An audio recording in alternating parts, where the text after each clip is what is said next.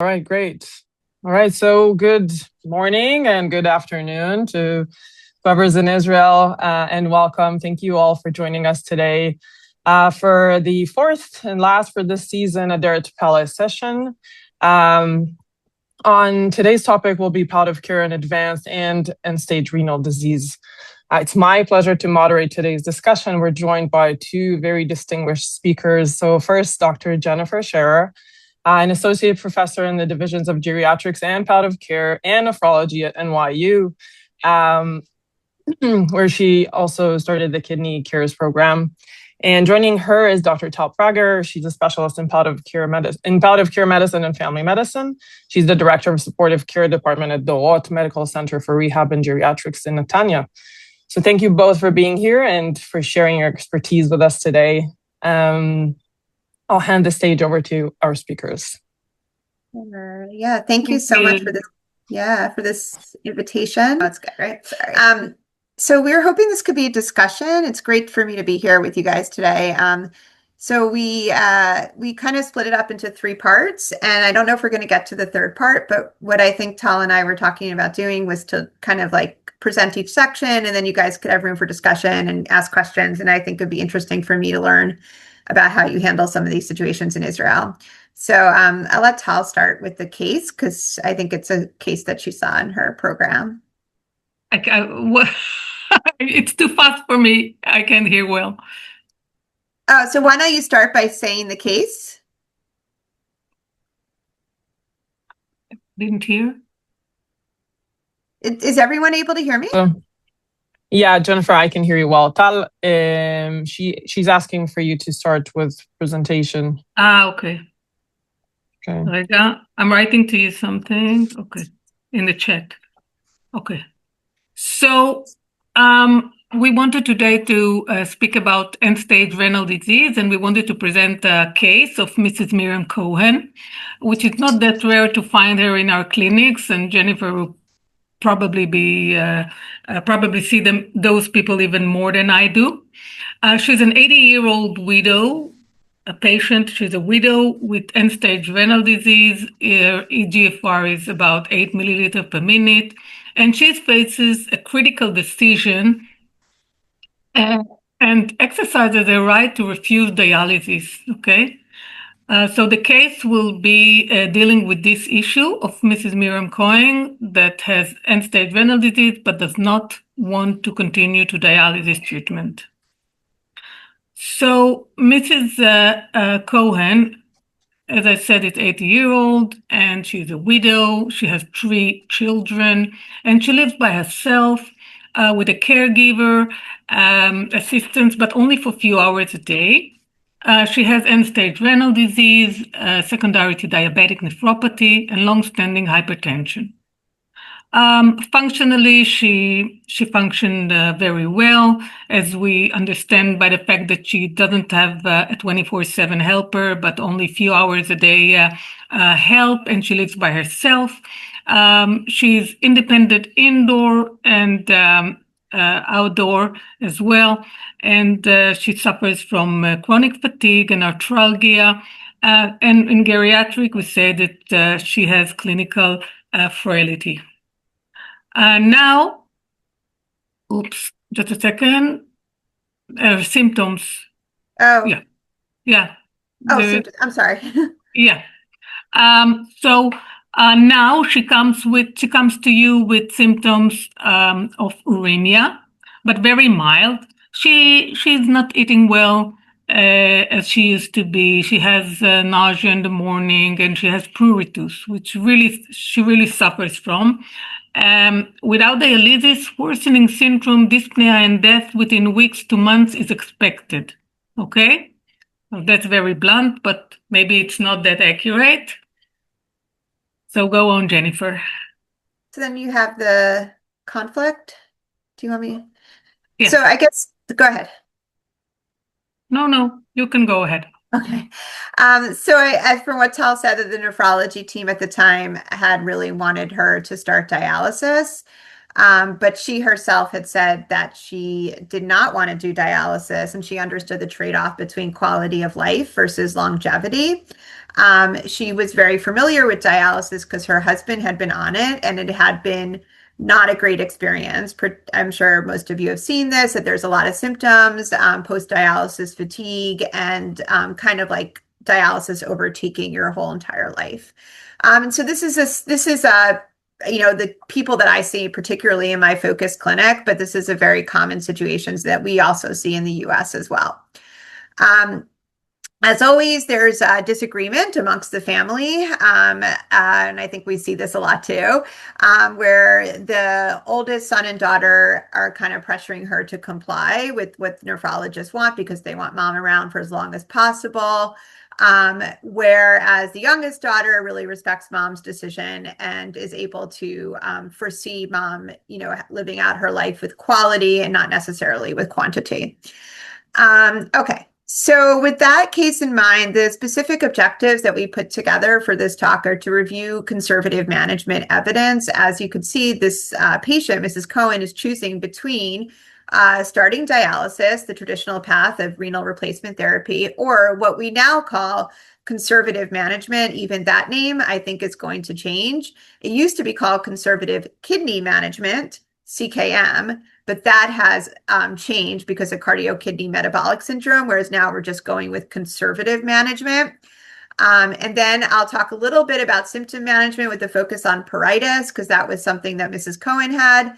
And if we have time, we could talk a little bit about the programs that we have built at NYU. I'm not sure if any of you were at the talk that I gave in Tel Aviv last year, but I'd spoken a little bit about this. So we'll begin by talking about conservative management and the evidence that we have for it. The first thing to really know is the terminology. And like I said, this is still a work in progress and this is changing. So as I'm actually very active in the International Society of Nephrology, and in 2024, we had a work group on conservative kidney management with people from all over the world. And hopefully we could eventually get somebody from Israel involved. We used to have these crazy Zoom calls at 6 in the morning. It was like 2 in the morning, always for Australia. We really kind of hashed through what this care looks like and what it should be called. So we came up with this definition of kidney supportive care, and that's really what I like to think of as palliative care tailored for people with kidney disease. The official definition, and this is important if you're writing papers or grants, you actually have something to cite now, which describes it as an approach that aims to improve quality of life for people with kidney disease, either directly or indirectly, substantially impacts their well-being, treatment options, or access to care and their families through the prevention and relief of suffering by means of early identification and impeccable assessment of treatment of pain and other problems, physical, psychosocial, and spiritual. So I think as palliative care physicians, these concepts are all very familiar to us. Now, the ISN defined conservative kidney management as care for people with kidney failure. So kidney failure is now the nomenclature for end-stage kidney disease. We do not use that term anymore. We use kidney failure that focuses predominantly on providing kidney supportive care to promote quality of life, but does not include dialysis or kidney replacement therapy. Now, this definition has evolved, especially for the US, and I think that we're actually making it more detailed and trying to figure out a little bit more about how to make definitions that guide people to actually implement this approach to care. So this was a paper that I wrote with Sam Gelfand and Holly Konsicki in 2020, and it's a nice overview of kidney supportive care. But this particular figure that we made, I think, kind of brings it all together as to what we talk about in terms of the components of kidney supportive care. And I think as palliative care specialists, excuse me, all of this much of this is going to be familiar to you because we are experts in symptom management, experts in communication. We are very comfortable working with the interdisciplinary team, and we're very comfortable about using end-of-life care. Obviously, this is a US centered paper. I think the things that we have to work on in terms of palliative care are understanding what that kind of CKD care looks like and how we could support our nephrologists to get to deliver this goal-directed CKD care, and how we really work with our nephrologists. I'm not sure what the culture is like in Israel, but a lot of times in the US, there's a little bit of like, we're kind of like, don't want to work with them. They deal with very complicated things. Their patients are really complicated, or like they don't agree with some of our decisions about dialysis. And so sometimes it's a partnership that I think we really have to work on to do it effectively for the goal of making our patients' lives better. Okay. So if I can say something about Israel, in Israel, everybody, we're all medically insured. Okay, so it's really easy to, decide to put a person on dialysis if you're a nephrologist and you're very active. Okay, because you can do it, and everybody you don't have to pay for it, and everybody can get it from the insurance. So we don't see that much of a people in palliative care, at least in my ward, that will come and would say the nephrologist said that although I would have had, maybe another 6 months of life with dialysis, but he said, no, don't do that. You don't have to. Okay. So in Israel, it's very easy to get treatment, or to get good medicine or not good medicine, whatever. Yeah. And I would say that the US is pretty much like that too, because I know we have terrible record in terms of what's out there in terms of our healthcare coverage. However, dialysis is one of the few things that is universal healthcare.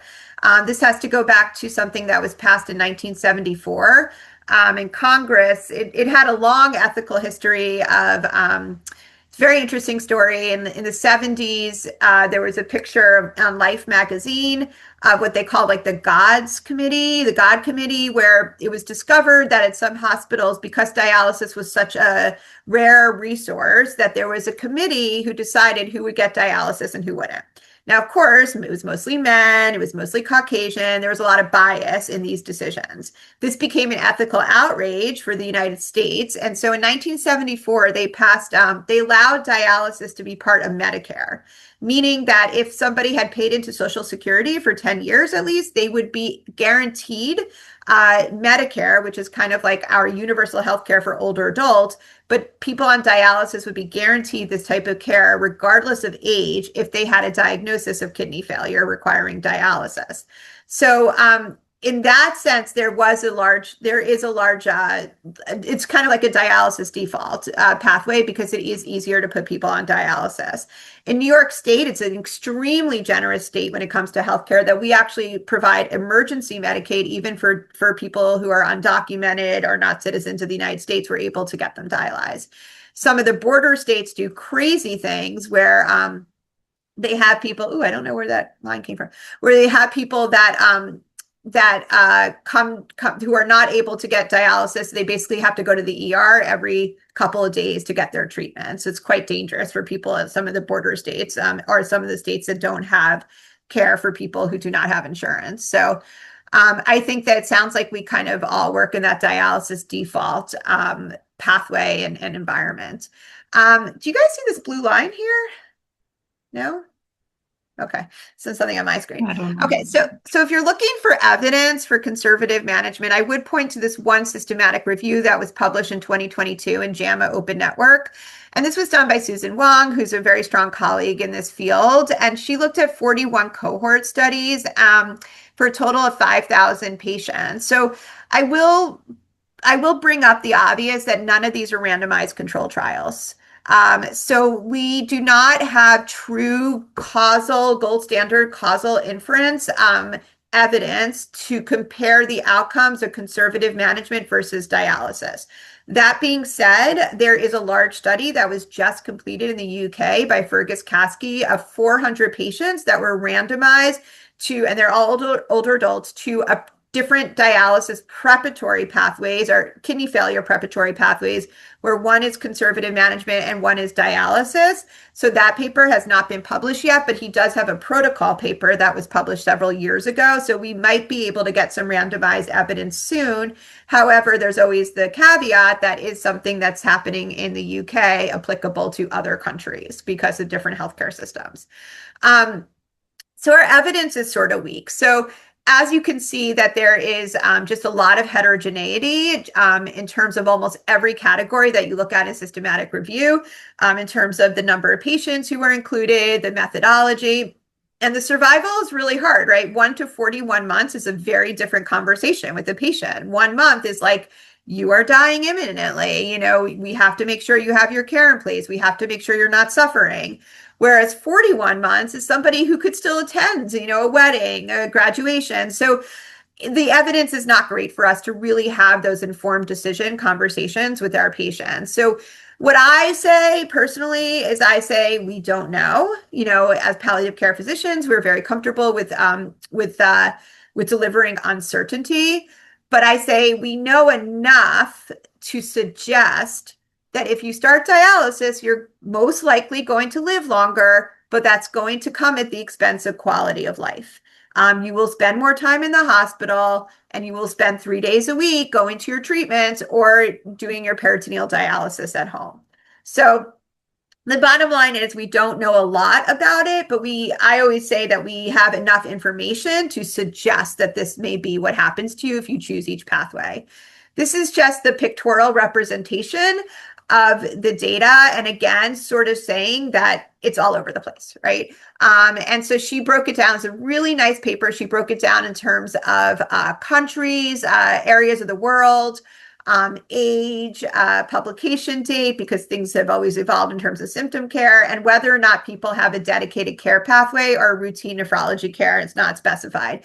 This is something that I wrote a paper on recently in 2024, where we looked at CK-DOPS data, which is a large international database of chronic kidney disease data. And I looked at just the US, and even within the US, none of the included clinics had a dedicated conservative management pathway. So we have that at NYU. They have that in Australia, where I went to learn this care. And I would say that people who enter a dedicated pathway that's supported by nephrologists and palliative care people that know about the transitions of care tend to stay on that pathway, tend to have their symptoms controlled, and tend to die peacefully at home. So this is the big data that is probably the most recent data that came out of the US. It was published in the Annals of Internal Medicine in 2024. This was a target trial emulation. So what that basically means is that you use observational data to design, mathematically and through modeling, a randomized controlled trial to the best of your ability. So it's using observational data to kind of have causal inference. Now, it's good, but it's not as good as a randomized controlled trial. And they did this within the US veteran population, which tends to be mostly male. So there's a lot of caveats to this. And the other problem with this paper is that they compared, because it was through charts, they compared just people who started dialysis to people who didn't start dialysis. And that is very different from somebody who starts dialysis to somebody who gets active, targeted, conservative kidney management. But what they did find is that the overall gains are very, very minimal, and whatever more days they get, the longer life extension usually comes at the expense of time at home. And what they saw was that the people who got the most benefit from starting dialysis were older adults. And again, I think that's because they're just looking at numbers. And they're not looking at patient-reported outcomes, meaning how that experience of starting dialysis really is for them. Because of course, older adults might get the most benefit survival-wise because they're closer to death. So conservative kidney management. So this is really exciting. This was a project that I was part of from the American Society of Nephrology. Now we just published this in JASN, a kidney health guidance for conservative management. As you can see already, we took the kidney out, so the name has really changed. And the reason why I love this is because it really, I think, is a good thing for practitioners to use to actually implement conservative management in their clinics. So they divided, could present conservative management as 3 parts. The first part is customized CKD care. So goal concordance CKD care. Do we care about the phosphorus binders? Do we care about their acid base status? Things like that, really deprescribing, making sure that you're doing medicine that's corresponding to their goals. Symptom management, that's physical, emotional, spiritual, as well as care transitions, meaning that we want to, especially in the US, we want to present that hospitalizations as the disease is progressing. Now, after we have those 3 components, you look at the patient and you really look at their trajectory. So those older adults like Mrs. Cohen, I would want to know how her GFR is changing. If her GFR is relatively stable, she goes into the stable or slowly declining group. Those are patients that I think are going to do really well unless they get a pneumonia or a really bad UTI or they end up with sepsis. And so I think it's going to be something else that may cause them to go into end of life and dying process because their kidney function is relatively stable. Now you could use tools like the KFRE, look at their albuminuria and things like that. And so that's really the patient that you would see every couple of months, really align with their nephrologist. They may still be on their SGLT2 inhibitors and all the preventative care because they're doing really well. With all of these patients, you want to make sure you do a validated symptom assessment, that you're really taking the holistic symptom approach, and you're making sure that they have their advanced care plan in place. Then you have the patients that are really going to that deteriorating phase. They're starting to get increased dependence. Maybe their kidney function is getting worse faster. So then you really got to talk to that nephrologist, and you have to, at this point now, the goals are shifting, right? If they're maintaining their decision to be on conservative management, they're really, now you're talking about deprescribing. You're talking about whether or not you want to do the SGLT2 inhibitor and all these things that maybe they're finding pills hard to take and things like that, because they're really getting to that point. And those patients, I see like every month or so, I'm checking in to see about their symptoms. I'm really trying to treat the uremia without starting dialysis. Finally, you get the rapidly declining, and those are the people who are at end of life. And so these are the people that I usually check in with like every week, pretty much. Doesn't have to be a full visit, but at least I call them. We talk about, we're not going to check your labs anymore. And in the US, this is the patient we would transition to hospice. There's a huge thing to do with ESAs. Epogen, we have a lot of problems. We cannot continue that when somebody's on dialysis. So these are the conversations that I'm having with the patients at this point.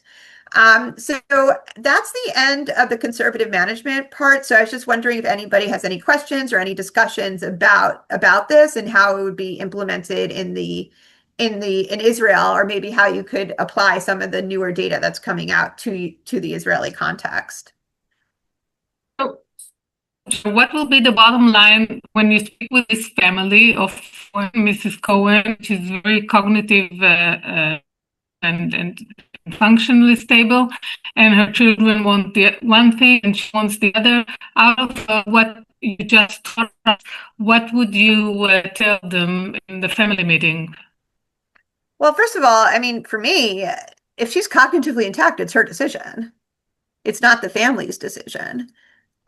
So I have, after doing this now for, over 10 years, I realized you can't fix families.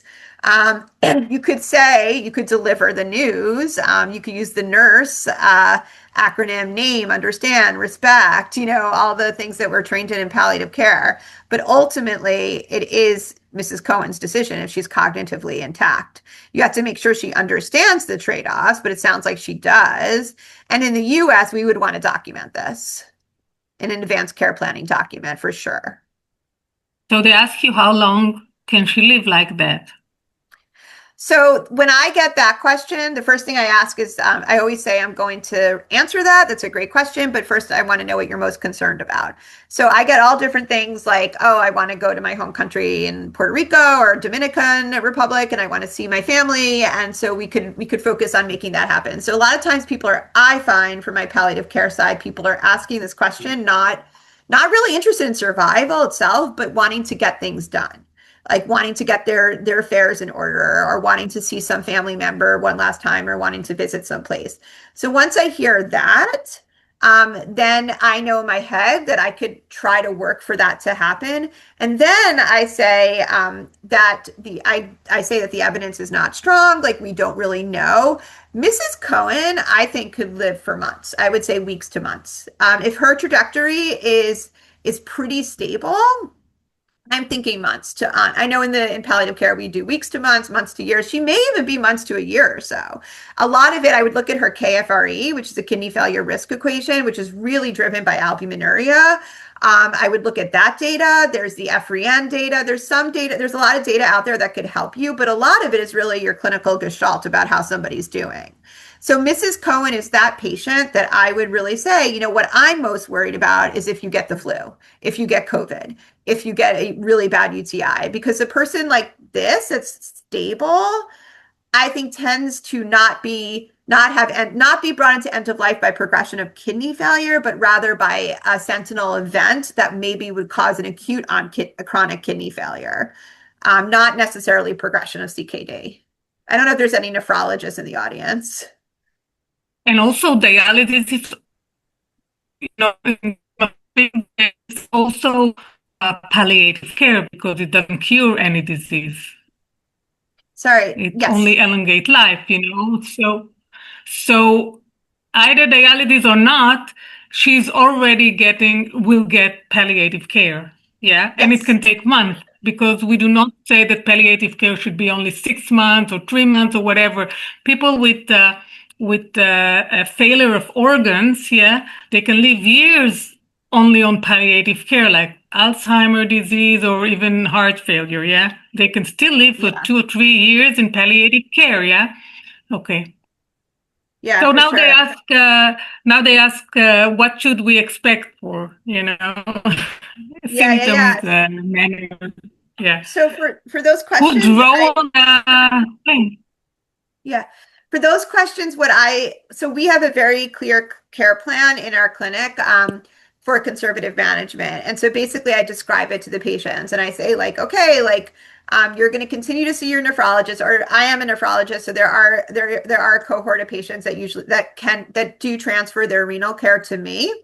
I actually prefer to function more as a consultant so I could really focus on the symptoms in my visits. But so usually I say, you're going to see X and so doctor, and they're going to continue to focus on their kidney disease, and you're going to come and see me and my team, and I'm going to ask you all these questions. And sometimes I say, it's palliative care. We ask you questions that other doctors don't ask you, like, what's your quality of life? And, what do you like to do for fun? And questions that, we ask as palliative care that other physicians often don't ask. And so to focus on symptom management, so this is a slide that I did when I first started giving talks on symptoms. And I don't know if I really need it for the palliative care audience, but for my nephrologist, I always say, when we think about treating somebody with a serious illness that has symptoms from their chronic serious illness. So this means that they've been having these symptoms for a while. It's different from when we treat cancer. So I actually went to Google and just asked what a symptom was. And so it says a symptom is a physical or mental feature that indicates a disease and is apparent to the patient. Another definition is a sign of the existence of an undesirable situation. So the words that really come out to me as a provider is that it is both physical and mental. And I think you guys all know this. Pain is not just in the body, it's in the mind too. It's what's apparent to the patient, it's undesirable. So I really try to tell my trainees, to tell my nephrologist colleagues that when patients are reporting symptoms to them, it's how they experience their illness. It often becomes their CKD identity. We are interested in their creatinine, in their GFR, in their phosphorus, in their acid-base status, but the patients themselves are really experiencing their symptoms. Now, what I have found, this is totally anecdotal, that when I have patients come to see me, especially because they think I'm a nephrologist, I'm in the nephrologist audience, it takes them a while to actually tell me their symptoms because they think I want to talk about the creatinine and the GFR and the phosphorus because that's how they're used to having a relationship with the physician. But when you really explore, I find by my second or third visit, they're like, you know what, that itch really is keeping me up at night and making it unbearable for me. And I'm ready to talk about how to manage it. So I really encourage us to think about how our patients are experiencing their illnesses. So these are 3 validated symptom assessment surveys for kidney disease. So there's the DSI, the Dialysis Symptom Index. There's the IPAS Renal and the ESAS that's modified for kidney disease, the ESAS-R. So I use the IPAS Renal. We have it integrated into our electronic health record. The reason why I use this is because it's very, it kind of hits all categories in terms of physical, emotional, and spiritual distress. I do not think there is a translation in Hebrew. My group did the cultural adaptation to Spanish because there really wasn't a Spanish one. But if you go on the IPAS Renal website, it comes from the Cicely Saunders Institute in the UK. It's free. You could download it. They have lots of information about how to score it. And it's been used in many, many illnesses. I will say the renal palliative care community is using the IPAS Renal.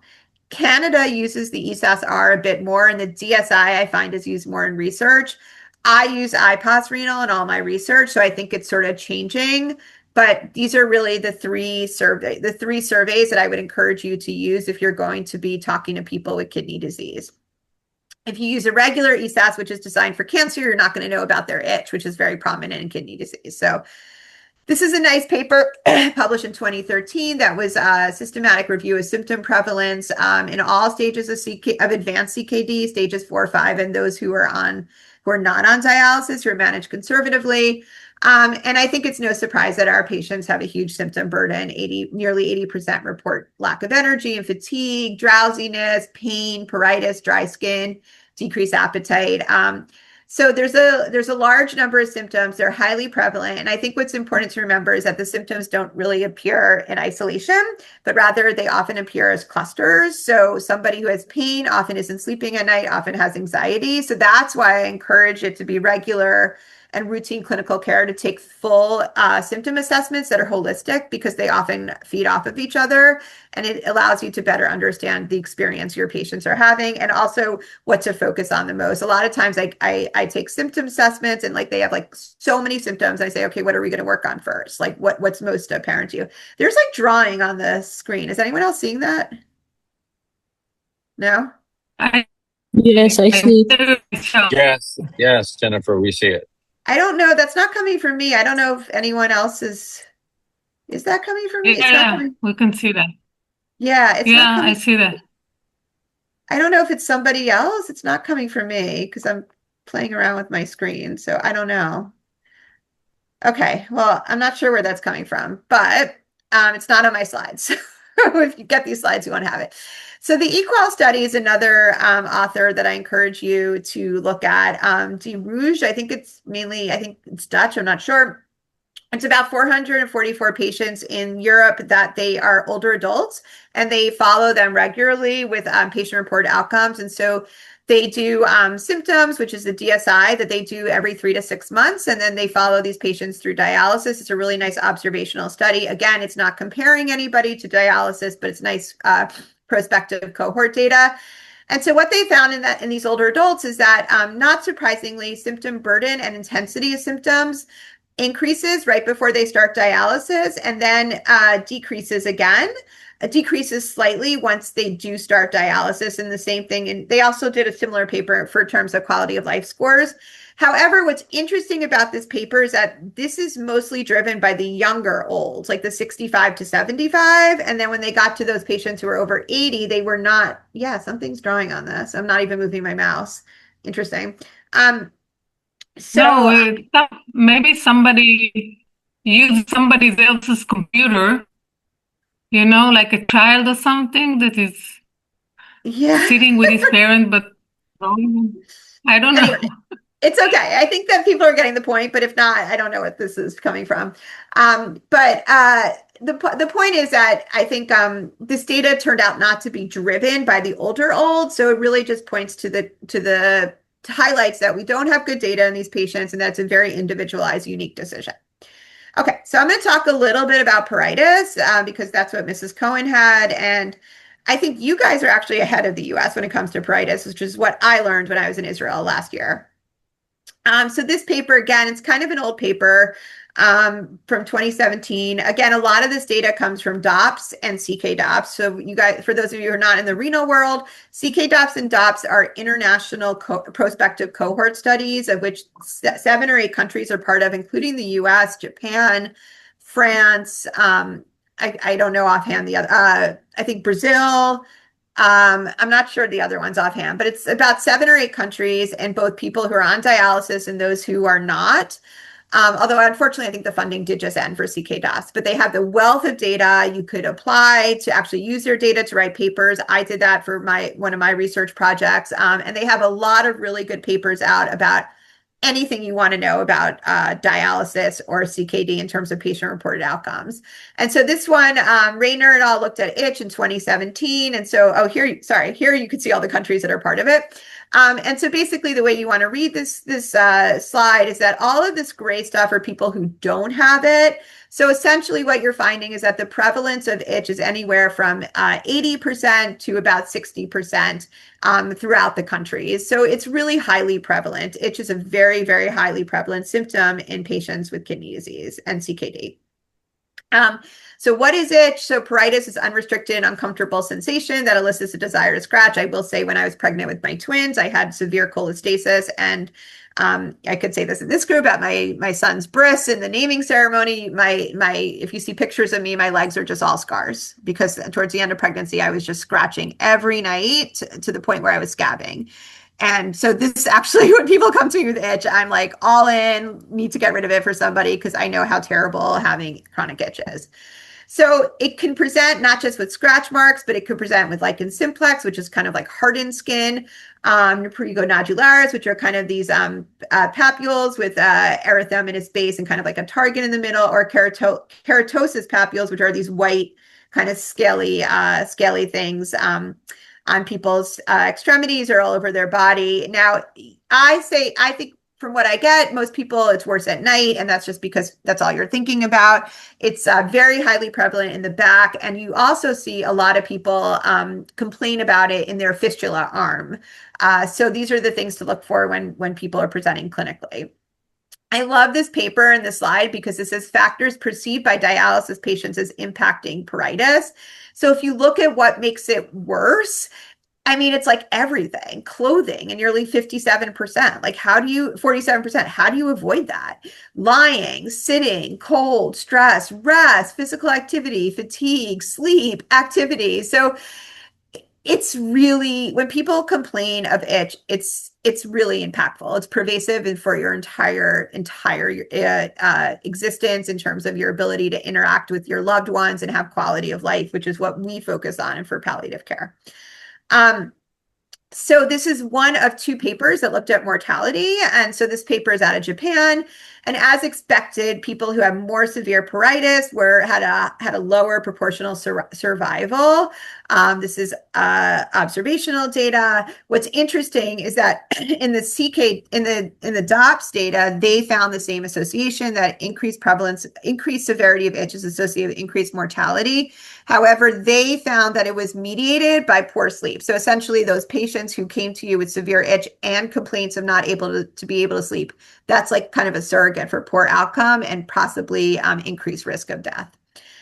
This was a paper that I wrote with CK DOPS in 2023, where we looked at non-dialysis patients and prevalence of severity of itch. And you could see, so these black bars are the most severe itch. And interestingly enough, what we found was statistically significant were all these outcomes on the right-hand side: all-cause mortality, all-cause hospitalizations, increased risk of cardiovascular-related outcomes, and infection outcomes.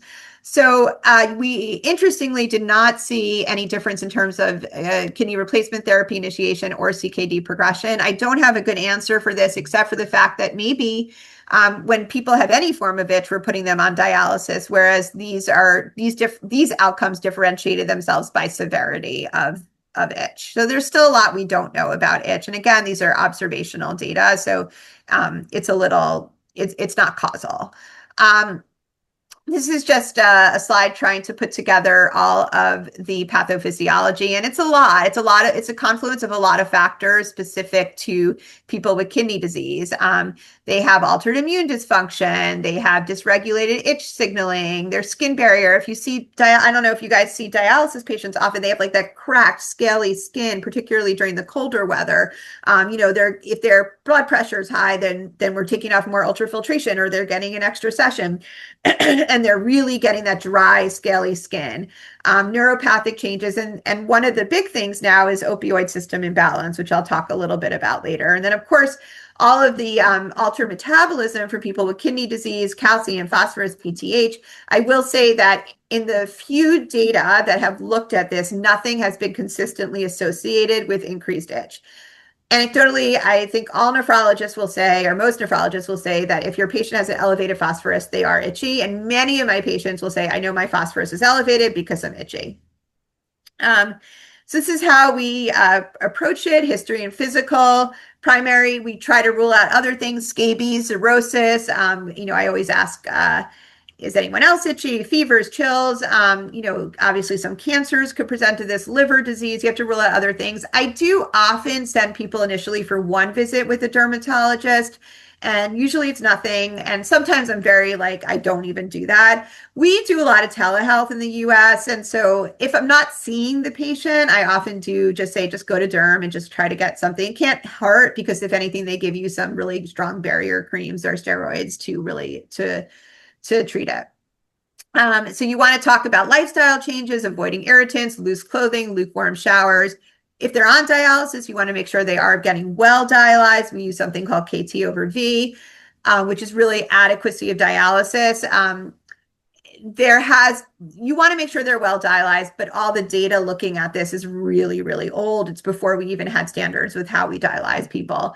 There are different dialysis membranes, which may be better with controlling itch. PMMA membranes use diffusion as well as adsorption, meaning that they that some of these toxins just stick to the membrane. However, when I looked on clinicaltrials.gov, I think there's one randomized trial going on now about it in Russia. So I don't know if we're ever going to see that evidence or if it's going to be practice changing. So first line is emollients. So I like very thick emollients. We use Eucerin cream in the US. It's really, really thick based. There's Pramoxine, which is a topical anesthetic. Some of the creams have it in there. We have something called Sarna cream, which is really, it's very good for even poison ivy and things like that. It is quite expensive in the US. For my patients who are in our safety net hospitals and don't have a lot of money, I just use kind of Vaseline or something. Antihistamines do not work for this. You could try it, but it will most likely just make your patient sleepy. There's little evidence for Zofran or ondansetron, and there's some evidence for sertraline. And I have tried everything for things that can't work, for people that I can't control. Gabapentin is the most studied, but it's only 9 RCTs, and there's no difference between gabapentin as well as pregabalin. And this is a nice slide that kind of puts together all of the data on gabapentin. And so this column is a number of patients. As you can see, it's pretty small. This column is the follow-up. As you can see, it's not that long. I do use this because it's kind of the best that I have in the US. However, I will say that you have to be very careful about side effects, particularly fall risk, drowsiness, somnolence, for your older adults, especially. If the patient is CKD stage 5, not on dialysis, or if they're on dialysis, I start with 100 milligrams every other night with very close check-in about side effects, and some people cannot tolerate it. And that's, if you look at any of the studies, there's a high withdrawal rate in terms of people just not able to tolerate the drug. That being said, I have plenty and plenty of patients on gabapentin without any issues. Now, the newest thing is the opioid hypothesis, and this will speak to us as palliative care providers. We use a lot of opioids, and the idea is that there is an imbalance in people with end-stage with kidney failure of the opioid receptors in terms of mu versus kappa. So mu is pernogenic. We know that when we give morphine or Dilaudid or any of those drugs that we like, that people, one of the side effects is itch. So, so basically, if you think about it from the pathophysiology, so some of the ways you could attack itch, uremic pruritus, would be to actually inhibit the mu receptor, or which will then decrease substance P and decrease itch, or you could stimulate the kappa receptor. So there's been a lot of early studies looking at this, particularly with the kappa agonist out of Japan. And so the big thing is difelikefalin, which I think you guys have access to in Israel. We do not in the US because it is quite expensive. It is very hard to get our patients difelikefalin. There has been randomized controlled trials. It was published in New England Journal of Medicine, COM1, a randomized double-blind placebo-controlled study at 56 US sites. It was people on dialysis. They give it in the last hour of dialysis IV. And so they looked at the endpoint was a significant change of itch by score of 3 or more in the WNRS, which is a validated symptom assessment score for itch. And so here's just a nice figure showing that the groups separated right away, and the improvement in itch with difelikefalin was sustained. So that's really important. This is a great drug. The few patients I've had who have gotten it say it changed their lives and they swear by it. I had one patient who was able to get it at one dialysis center and was not able to get it at another center. And she was on the floor in my clinic begging me, saying she would do anything to get back on this drug. I did see in one of the journals, just in my ASN, like in the Loop, which is our daily update yesterday, there was a paper published about side effects of gabapentin. The study obviously is not perfect. Some people were still on anti-itch drugs. There's no comparison of it versus gabapentin in terms of cost, side effects. You could think about other things. In the US, it is quite expensive. So there's a nice letter to the New England Journal of Medicine editors by some of my mentors actually in Australia about some of the problems with the study. And I would say not necessarily problems, but further questions in terms of the efficacy of difelikefalin. This is sort of putting it all together and how you would treat pruritus. There are some groups in the US that are using dupilumab. I have not used it. It's a monoclonal therapy, biologic therapy that blocks type 2 inflammatory signaling. It's used a lot by derm, and so I know some of my colleagues have used it in collaboration with dermatology colleagues to get rid of uremic pruritus. And this is just a paper you guys should all look at in JPSM that was published in 2020 that goes through some of the steps in terms of assessment and treatment of uremic pruritus. And so I'm not going to go through it all because you guys could read it, but it might be a nice thing to have in your pocket when you have trainees or when you yourself are treating people with itch. So any questions on that? Jennifer, I think in the best interest of time, we have 10 minutes. I think maybe we can open the floor for kind of a discussion, a general discussion about symptoms and how to approach these patients. So if that's okay, I will open the floor for questions from the audience, or maybe Tal, if you have something that you want to share about symptom management or specifically pruritus Go ahead. Yeah, I had a table in the presentation, but maybe Jennifer, maybe you can two pages. You remember 2 slides of? Yes. Can you share it? Because I really put everything together. Yeah, this one. Yeah, there are two tables. Thank you so much. Where I really put together all kinds of symptoms that we used to see with patients with renal disease. So first of all, pain, what can be the causes and what should do or what shouldn't do, dyspnea, anxiety, restless leg syndrome, pruritus, of course, and whatever. But out of short of time, maybe we can share it later with you or give it to you. And actually, I also wrote on there. I also wrote about the death rattle. We start sedation because when a patient wants to stop dialysis, we know that he has few days. Few days until he dies. So we have to take care of those patients as well. And we have in our ward a few patients that decided to stop dialysis, and we had to sedate them and to use things for like medications and techniques for respiratory secretions. So this is also something that we should know about. What to do in the end of life with these patients, okay? Because they accumulate water, they get edema, and the family is really uptight about those things. They stop eating and all kind of things that we see in palliative care.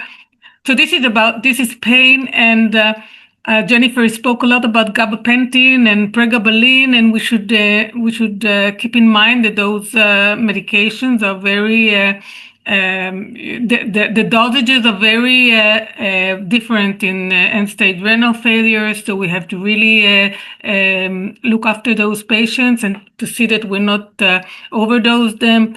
Non-steroidals that people use off the counter, yeah. So you can use those tables, and I hope I didn't write on pruritus the Korsuva. This is the name of difelikefalin. Yeah. So it is we can use it in Israel. There are criteria, and they get it IV in dialysis, but they should follow up some criteria. So we do have it, and it's not written there. Basically, we do hospitalize here in our ward.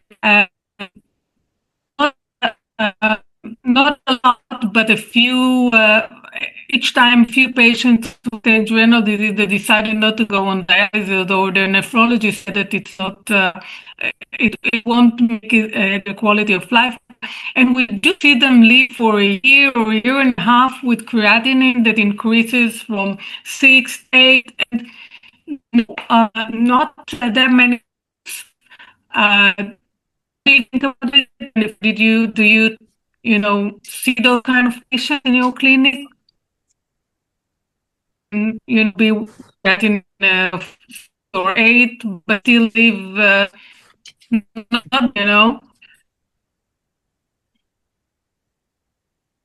Jennifer? I'm sorry, you're cutting out a bit. I was better.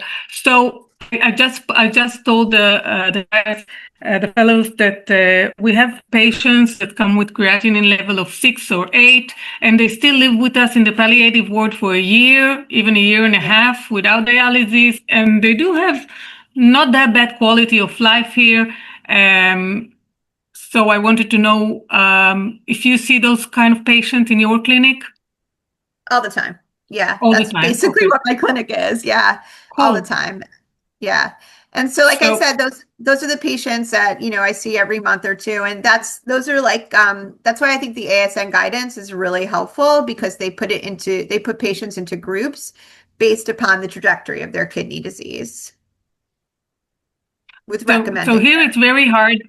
It's very hard to convince the nephrologist, at least where I work, that those patients can live without dialysis, and life would be, if they are 75 years old, maybe life would be better without dialysis. And actually, in our hospital, we do have a dialysis clinic, so it's very easy to put a patient on dialysis, but we do have to convince nephrologists that send those patients to be with us, not to intimidate or tell those patients that they really need dialysis and they can live better even without it. And I think that even Kdigos wrote that patients over the age of 75 do not have any any better quality of life when they are on dialysis than without it. I mean, like I said, the evidence is all observational, so it's hard to say definitively. So I always use words like suggest, may, things like that. And I think it's a culture change. I gave that talk last year to the nephrology conference in Tel Aviv, and so many of the nephrologists asked me questions and really expressed a lot of moral distress about the care that they give. I think the problem is that when there's no other way to care for somebody, you do what's easiest and what you know and how you can support a patient. So the idea is to really build up conservative management pathways. And there are, there's Duffy. I don't know if she's here. She's a fantastic renal fellow. I forget which hospital she's at, but she's really interested in kidney palliative care and starting some programs. There's another one at another hospital that I've talked with who's interested. There's about 3 people that I've met with from Israel who are really interested in starting these programs and keeping these programs going. So I think it's just going to take time. It took me 10 years to build my program in New York. And I think the US is really changing. The other thing is to really work with your nephrology professional societies to have some sort of guidelines coming down from them. Clinical trials, just even looking at, you guys have such great, robust observational data to kind of pull together and start doing some research and looking at your outcomes would be a really nice first step, but it takes time. Culture change takes And time. I think that there was another work about they asked nephrologists, I think in the States, what do they know about palliative care, and did they have any qualification in palliative care? And they said nothing in their studies was done about palliative care, and that they should know more, and they want to know more about it, but because they don't know enough, they don't use it, or they don't even recommend, you know? Yeah. I mean, even in my hospital where I've been teaching for so long, the fellows still are not required to rotate with me. Yeah, I see that in... I'm sorry? Yeah. Yeah. May I ask a question? Sure. Maybe it's a basic one, but I will try. What about a perspective of doing dialysis as a palliative care, like light dialysis, in order to alleviate symptoms and to explain the patient that it will be better for him to choose it and it will not prolong his life because he has another situations, but actually the dialysis is the best solution to alleviate the symptoms? So there's a few things to say about that, and this will really goes down to the culture that you practice in. In the United States, our dialysis centers are held to quality metrics, and one of it is to have certain KT over Vs and all of these numbers that are not really individualized. We are changing. There is some work being done in incremental dialysis, meaning like let's do it once a week or twice a week. You have to have a flexible infrastructure to do that. The other work I would point you to is Jane Schell's work. It was published in JASN a few years ago. So she has a really innovative dialysis group that she works with, who's really, they just went headfirst into this kind of topic. And they actually allowed for a hospice program with dialysis. So in the US, hospice is very hard to get onto if you're still continuing dialysis. It's a financial thing. So what they did was they allowed people to enter hospice, which is essentially end-of-life care, with a certain number of dialysis treatments. And they found that not everybody even used their full treatments. So this is something that I would love to learn what you guys are able to do in Israel, like, you know, help you guys, or, you know, think this is a great idea for you guys in terms of how you could work with different approaches to dialysis schedules. That dialysis. Okay, so Tatiana, you have a question, I say. Yeah, this is not a question. I want to say a couple of words. I'm a nephrologist. I'm a medical director of dialysis unit in Carmel Medical Center in Haifa.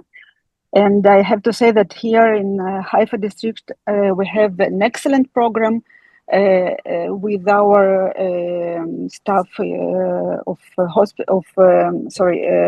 hospice care. We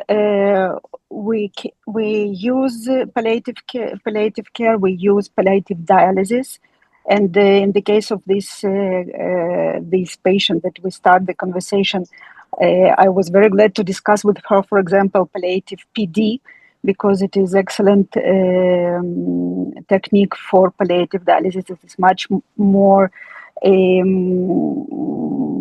It is much less aggressive than hemodialysis, of course, in these ages. Not only the age is the main prognostic factor, maybe.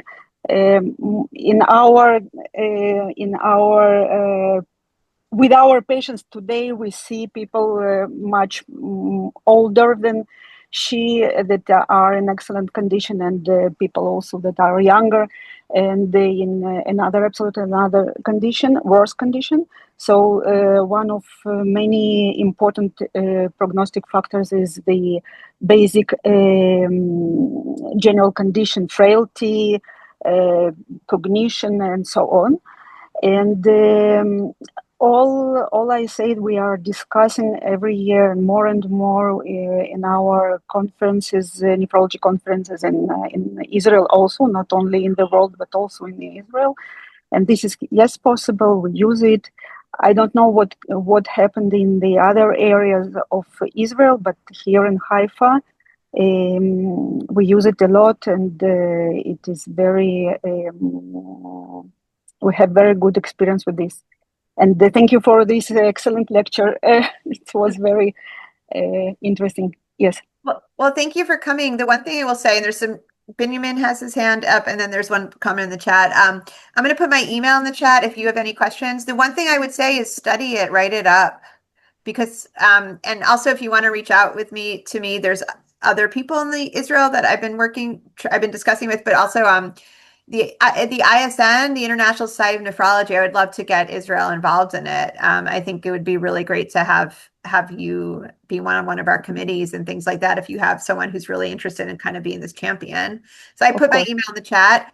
Yoav just put in the chat, thanks a lot for this lecture. What about the argument that dialysis is a reversible decision? You could try to stop it after you begin. So we refer to this in the US, I don't even know if it's the right term, as the time-limited trials.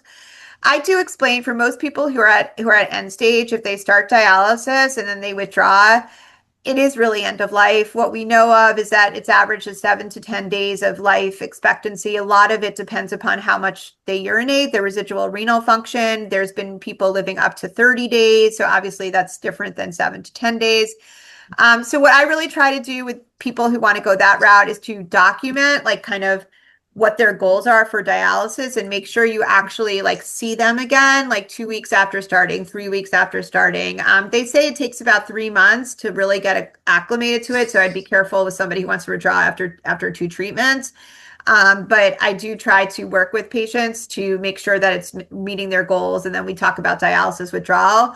I will say in the US, once you start, it's very hard to stop unless you're really in this acute situation. So we still have a lot of work to do. Benjamin, you had your name up? Sorry. Great talk. I work in both countries. So here in Israel, we definitely see a lot more of the incremental twice-a-week dialysis on the elderly patients. In America, we try to do it. We have the data. But as you say, it's either Fresenius or DaVita that bothers you about the KT over Vs. And unless you can do a 24-hour urine collection, it really is very difficult to do. But I think that your talk was great. And I think there are a lot of centers. I work in Ashdod, and I think we actually try to recommend to our elderly patients not to start dialysis if we don't feel benefits. We get a lot of kickback from families. I get in both countries. In Israel, it's more, I get religious. And in America, I work in New Jersey, not far from you. And I think patients feel that medical centers are miracle centers. And they don't want to give up. And I think that in both countries, it's our responsibility really to tell them what we can do. And I guess I've become a proponent of incremental dialysis. And I think most patients live and do pretty well with it. They only have to go to a center twice a week. I don't know about their quality of life. Many of these patients, unfortunately, do not have good quality of life either way. And it's sad because it's like you feel you're torturing them. But families find it very difficult not to do something when they hear it's an option. I agree with you. Again, I say write up what you're doing with the increments. I know Cam Calenter, he's a big friend of Israel. He's really interested in this. So in the US, with our government, we're not really allowed to. International collaborations are very hard right now. Doesn't mean it's going to be hard forever, but I think this might be something, I would love to work with you. And I think people just need to write it up. I know right now the data is not going to be high quality because you're talking about case reports and cohorts and whatever, but as long as we have something, it's just a start. And I love the idea of incremental dialysis. And I think the religious thing is really important to talk about. I mean, I work in inner city and we see a lot of Latinos and they tend to be very religious. So a lot of times I've brought in my chaplains to help me with the conversations, learning how to validate it. These are skills I did not have when I was just a nephrologist. I learned how to deal with spiritual, waiting for a miracle type things when I went to Palliative fellowship. You're not going to win everybody. You're not going to fix families. And I think we just have to keep on getting the data, patient report. I actually started a project that was not funded working with the Black churches in the US to try to get people to learn more about dialysis options and things like that. So we have a lot of work to do. We really do, but it's an opportunity. I think it's just really fun, the idea of collaborating, and I just encourage everybody to write what they're seeing, because the more literature we have out there, the more information we have to give patients. Thank you. Thank you. This was super great. This is super interesting, and if needed, we can have another talk. So I think we'll wrap up today. Thank you so much for joining, for making the time and efforts. And thank you all for joining. And if you have any questions, you have Jennifer's email in the chat, and we can further talk in the WhatsApp group of Aderet Pele. Yeah, and I think I'll be there in February. I'm not sure. The talk is going to be somewhere in Tel Aviv. It's a workshop, but that's amazing. We'll post it in our groups. Okay. All Thank right, you, thank everybody. you. Have a good week. Thank you. Bye. Bye. Thank you. Thank you.